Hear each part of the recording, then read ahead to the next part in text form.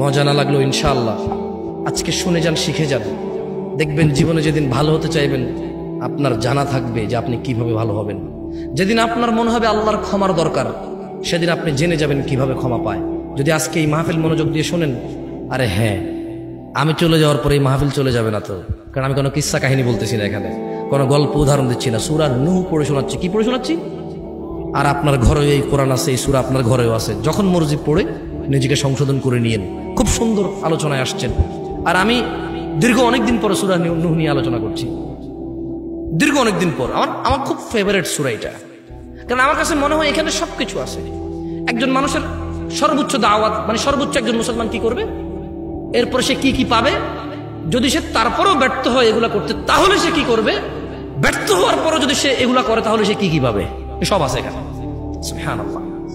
তাহলে শোনেন, তাহলে আমরা কার ইবাদত করলাম? ভয় কাকে পাইলাম? অনুসরণ কাকে করলাম? এইবার এগুলা করলে কি হবে দেখেন, আল্লাহ বলছে যে يغفر لكم من ذنوبكم ويؤخركم إلى أجل مسمى إن أجل الله إذا جاء لا يؤخر لو كنتم تعلمون। ও আমার জাতি, ইবাদত করো আল্লাহর, ভয় করো আল্লাহকে এবং রাসূলের অনুসরণ করো। যদি তোমরা এই তিনটা কাজ করো, আল্লাহ তোমাদেরকে ক্ষমা করবেন। সুবহানাল্লাহ। তোমাদের যত অপরাধ আছে কে ক্ষমা করবে?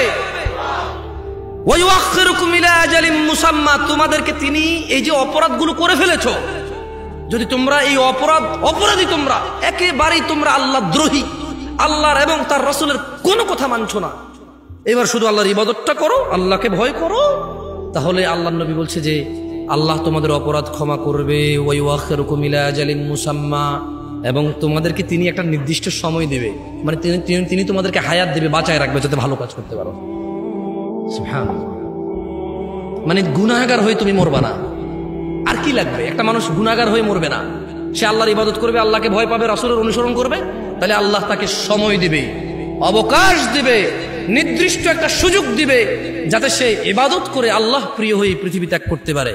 এবং নূহ আলাইহিস সালাম বলতেছে, ও আমার জাতি, জেনে রাখো, ইযা জা ইন্না আজালাল্লাহ, আল্লাহর দেওয়া নির্দিষ্ট সময়, ইযা জা, যদি আল্লাহর দেওয়া মৃত্যু তোমার জন্য চলে আসে, আল্লাহর দেওয়া ধ্বংস যদি তোমার জন্য চলে আসে, লা ইউআখার, দেরি হবে না।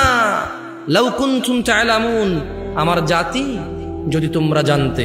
তাহলে আমরা প্রায় এখন 6-7টা শিক্ষা পেয়ে গেলাম। কয়টা শিক্ষা পেলাম আমি বলতেছি, দেখেন।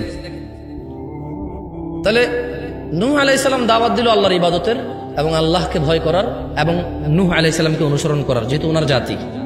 এই তিনটা দাওয়াত। আচ্ছা, এই তিনটা দাওয়াত মানলে আল্লাহ ইনস্ট্যান্ট সঙ্গে সঙ্গে দুটা জিনিস দিয়ে দিবে। কি দিবে? একটা ক্ষমা করে দিবে। কি করবে? আর একটা, এই ক্ষমার পরে তিনি কিছু নির্দিষ্ট সময় দিবে যাতে তোমরা ভালো হয়ে যেতে পারো, যাতে তোমরা আল্লাহর প্রিয় বান্দা হয়ে যেতে পারো।